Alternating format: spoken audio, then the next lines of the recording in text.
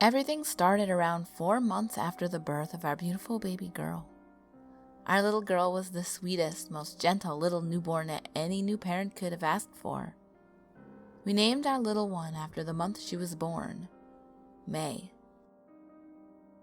May was born on a rainy night when I was the only one in labor on the entire floor. Like any new mother, I was exhausted after hours of labor. All I wanted to do was rest. My husband Matt looked after our little one while I rested, but eventually he fell asleep too. I laid in bed watching my new family sleep peacefully when I felt the need to use the restroom. I called for my nurse and asked her to help me get up. After a few minutes, the nurse came in. I hushed her as she began speaking, pointing at Matt, who was passed out on the sofa. The nurse and I quickly exited and began walking to the bathroom. As we made our way back to my bed, another nurse came in carrying a small blanket. She walked in and began looking around. My nurse asked who she was looking for, but her coworker looked confused. She explained that she was walking over to the nurse station.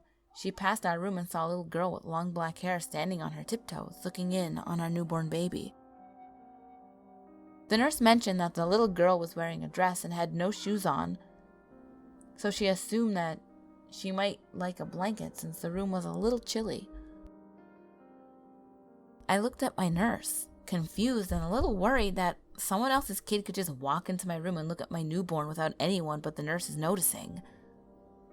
I quickly told her that May was my firstborn and that we weren't expecting any visitors. I asked if perhaps the little girl had gotten separated from her parents' room. However, my nurse quickly mentioned that there were no other families with children on the floor at the moment. A few months after May's birth, Matt and I moved into our new home. We were immediately welcomed by everyone and liked our new neighborhood. As we were unpacking and setting up May's room, I pulled out some baby monitors that we planned on using now that May would be sleeping on her own. Matt and I tested the baby monitors for a while. He went upstairs in May's room while I stayed downstairs in the kitchen. I began making dinner and left the baby monitor on the counter. As I was cutting vegetables, I began to hear static on the monitor. Thinking that Matt was probably still upstairs testing it, I ignored it. I walked over to the fridge when I heard a faint voice. The voice did not sound like Matt. I picked up the monitor and pressed it firmly against my ear. A muffled but inaudible noise was coming from the static. I realized right away that it sounded like a young child laughing hysterically. I turned around and looked at May. She lay quietly on her swing, sleeping soundly. I tried to make out the noise again when it stopped. The lights on the monitor went down and turned off. Matt came in at that moment through the back door, carrying some tools from the shed. I asked him if he'd taken the baby monitor with him outside. He looked at me and laughed a little. Why would I take it outside? I left it upstairs a little while ago. He set the tools down as I described what I had just heard. He shrugged it off and explained that it was most likely interference from another family's monitor. The following day, I took May to the park. We had left home and had began making our way down the street when my next-door neighbor stopped us. My next-door neighbor was a sweet old lady, and she began talking to May and asking me how everything was going. Agatha was very good around May. She held her excitedly and began telling me how nice it is to finally have a child in the neighborhood. I asked her if there were other children in the neighborhood, and she quickly replied with, "Oh, sweetheart, there haven't been any children here in a long time. But it sure is nice to finally have one around." As she continued playing with May, I thought back to the baby monitor static. I came to the conclusion that the monitor was most likely broken. I told myself to remember, later, to tell Matt that we needed a new one. And that was when Agatha began talking again. She offered her help should I or Matt ever need anyone to babysit. I thanked her for her offer and began pushing May's stroller when she turned toward me and said, "Of course, dear. I understand if you need a break. This little one has quite a mouth, doesn't she? I heard her cries all night yesterday. I couldn't help but think how strong her lungs are." I looked at her, confused, and began to explain that May has always slept through the night and cried very little. May certainly didn't cry loud or long enough for someone next door to hear. She nodded and then winked at me. "It's okay, honey. No need to hide it. This is your first one. No one expects you to know everything." She waved goodbye and walked back to her house. That night I told Matt what our neighbor had said. He laughed, repeating what I had said earlier. "May sleeps through the entire night and hardly ever cries. She's crazy or is probably missing her meds." I agreed and asked him to replace the baby monitors before changing the conversation. The next day, Matt installed the new baby monitors before he left for work. May and I stayed home for the rest of the day. We left the baby monitor in May's room, another in our bedroom, and left the third one in the kitchen. I was upstairs cleaning our rooms, which was directly across the hall from May's, when I began hearing the static again. I walked over to my nightstand and sat on my bed attempting to make out the sound from the baby monitor. Instead of May's cries, I heard the same eerie laughter from the previous monitor. I walked over to May's room while carrying the monitor, and once again she was sound asleep. May's monitor wasn't playing anything as it stood on the dresser, completely silent. The lights didn't even turn on as I heard laughter through the monitor I was carrying. Thinking it was strange, but not yet giving into any paranormal explanation, I began walking downstairs to the kitchen when the sound abruptly stopped. I tried to shrug it off and continued cleaning. I thought that the area we lived in made it easier to pick up sounds at a further distance. That night at dinner, I didn't tell Matt about the noise incident earlier that day. He seemed tired from work, and I didn't want to worry him with what seemed like nonsense. A few nights after that, I woke up in the middle of the night drenched in sweat. After tossing and turning for hours, I decided to get up and check on May. As I walked across the hall towards her room, I heard static coming from downstairs. I quietly pushed May's door open to make sure that she wasn't awake. She was sleeping peacefully. The static came from the kitchen, and my gut feeling told me it was coming from the monitor. Sleepy and tired, I quickly became annoyed and decided to go downstairs to shut it off.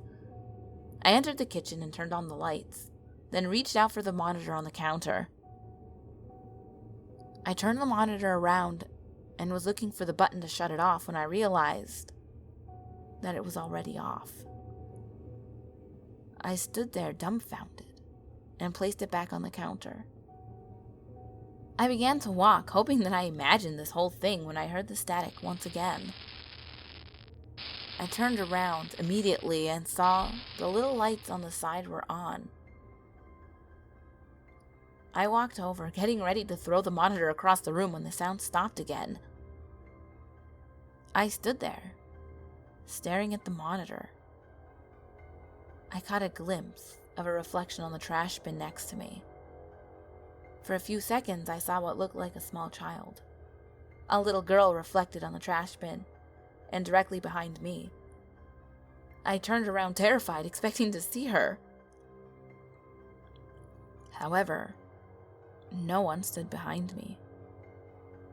I looked around desperately, trying to find what had made the reflection when the baby monitor in my hand turned on again. The static cleared. I heard a child laughing and giggling non-stop. I dropped the monitor on the floor and darted up the stairs towards May's room. More frightened than I had ever been in my entire life, I picked up May and took her to our bedroom. I woke up Matt, attempting to explain what I had just heard. He woke up still half asleep and went downstairs to check up on what I saw. He came back upstairs a few minutes later, looking at me like I was crazy. He went back to bed and immediately fell asleep. The next morning, May and I were out on the front porch enjoying the beautiful sunny day when Agatha came over. She looked worn out and nervous, and had dark bags under her eyes. She wore her pajamas, which were noticeably dirty. I greeted her, asking if she wanted any lemonade before she interrupted me. She began complaining about how she had not been able to sleep well these past few days because of May's crying at night. I looked at her confused and explained to her once again that May had not been crying at all that night. I looked at her confused and explained again that May had not been crying at night. She had started to play with her hands nervously and began to say that she could hear May screaming and crying every night. When she noticed that I didn't believe what she was telling me, her entire personality just changed in an instant. She yelled out at me, "Take your little shit away from here! Shut her up or I will!" Feeling threatened, I stood up and went over to May, picking her up while asking her to leave. She stood there looking at May, angry and resentful. She kept yelling at us, which startled May and caused her to begin to cry. I threatened her with calling the cops, and she kept telling me to leave before she finally decided to storm off. I went inside the house, shaken up and upset that Agatha would act so aggressively. I called Matt and asked him to leave work early. After explaining what had happened, he immediately left the office and started to head home. As soon as he arrived, I explained in more detail what our neighbor had said. He became extremely upset at her behavior. He held May as we talked about what she had said regarding May crying at night. He also didn't understand what our neighbors were complaining about. That doesn't make any sense. May has never given us any grief at night. Our conversation was interrupted by a knock on our door. Thinking it was Agatha again, Matt gave May to me and went to open the door. I let out a sigh of relief when our neighbor from across the street came in. Mr. Moss was one of the first friends we made when we moved in. Matt invited him in to sit down, offering him something to drink. Mr. Moss politely declined and said that he came over to talk to us about something important.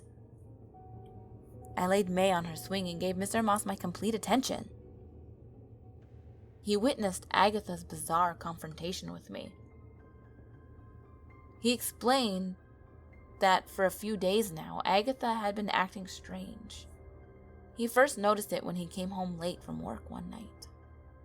He told us that on one particular night, he pulled up to his house after working late when he noticed Agatha outside. She was standing outside in her pajamas on the side of the house while looking up at a window above her. When I asked him for details on the window she said he was looking up at, he explained that it was the one on the second floor in the front right corner of the house. I looked at Matt nervously as Mr. Moss described May's window. Matt held my hands tightly. Mr. Moss went on to explain that after he pulled up to the driveway, he noticed that she wasn't moving. He found it curious that she didn't even turn to look at what car had pulled up into the cul-de-sac. Not wanting to spook her in case she hadn't noticed him, he went inside his house and continued some work that he still had left. He continued to work on his laptop for a couple of hours before deciding to go to sleep. As he was turning the lights off, he looked out his window and noticed that Agatha was still standing in the same spot, staring at that window. He started fidgeting on the sofa while he spoke to us, nervously looking down at his hands. What he said next frightened me to the point of tears. He said that this time, it wasn't just Agatha standing outside. A little girl stood beside her, staring directly at the window. He estimated the little girl to be no more than 5 years old. She was wearing a dress and she had long black hair. He mentioned that he gasped a little as he looked out the window. At that exact moment he gasped, the little girl slowly turned away from the window and turned her head to look his way. He immediately closed the blinds and stayed up the entire night, too frightened to go to sleep. I asked him if he got up to look outside again later, to which he replied, "No." Matt and I thanked him as he left our house, and we looked at each other, deeply concerned about what he had just shared. After a few hours of talking and potentially getting the police involved, Matt got up to use the bathroom. I sat there, completely lost in thought, when I began hearing the baby monitor from the kitchen again. I stood up and ran to the kitchen and stared at the monitor while the familiar static slowly cleared to laughter. I picked up the monitor and ran towards the bathroom, firmly pressing it against the door, yelling at Matt to come out. He opened the door, asking what was wrong, when he stopped to listen to the laughter playing on the monitor. I gave the baby monitor to him as we ran upstairs to May's room. We had put her to sleep upstairs after she passed out on her swing. Matt and I ran inside her room nervous and scared. She slept in her crib quietly. We looked at each other confused. The monitor Matt was holding was silent. I stared at it before turning it around and shutting it off. We stood there in silence, attempting to rationalize what had just happened, when the monitor in our bedroom turned on and began playing the same laughter we had just heard. The baby monitor stood on my nightstand as Matt and I could both see it clearly from May's room. The laughter got louder and louder as it began playing on all three monitors. I picked up May while scared and crying at the same time. Matt held me as he dropped the monitor he was holding. The laughter changed from a child's laughter to a low demonic laughter. May woke up and began crying at the chaos in her room, and Matt and I were starting to get ready to make a run for it when the laughter from all three monitors stopped. We were about to run out of the room when a voice let out one last piercing scream. It screamed, "Cry!" As soon as it had said that, we heard a gunshot from next door. We ran out as fast as we could. I held May tightly against my chest. Our neighbors started to come out of their homes, ready to investigate what had happened. We bumped into Mr. Moss, waiting for the police to arrive, when two men decided to go inside our next-door neighbor's house and investigate. A few minutes later, one immediately came running out, yelling, "We need an ambulance!" We stood outside for over an hour. Matt and I were still too afraid to go back inside our house to get our car keys. We waited outside among all the police officers and Mr. Moss, hoping to overhear what happened. A short, stubby lady that lived a few houses down came up to us to explain what she had just overheard one of the men who had gone into the house to investigate. She said that the men found our next-door neighbor's body sitting in a chair, looking directly out the window with a gunshot in her head. I stood there, stunned to hear that Agatha took her own life. The lady continued speaking. She said that the gun was on the floor and that she had cuts all around her arms which seemed to be self-inflicted.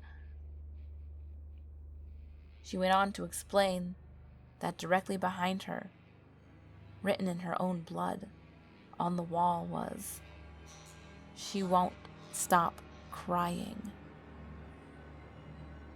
Matt and I left the majority of our things at that house. We moved across the country and kept in contact with only Mr. Moss over the years. We wanted to leave everything behind to start a new life with May. Nothing strange happened to us for years. We were perfectly happy to move on.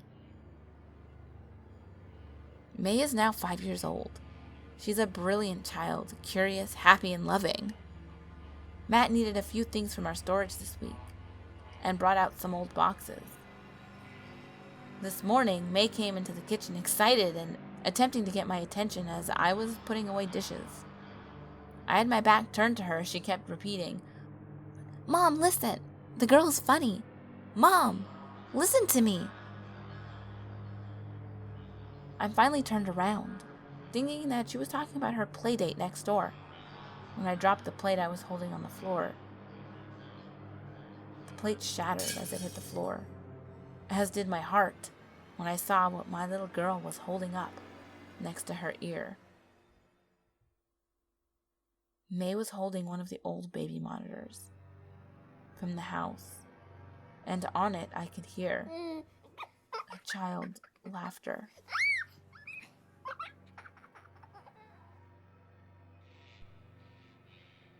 Ghouls, I hope you enjoyed this pretty long creepypasta story thing. I really liked it. Baby monitors always creeped me out. I always feel like I'm going to hear some random voice come through it at any time. So, yeah, creepy. Have you ghouls ever heard anything creepy come from a baby monitor? Let me know in the comments.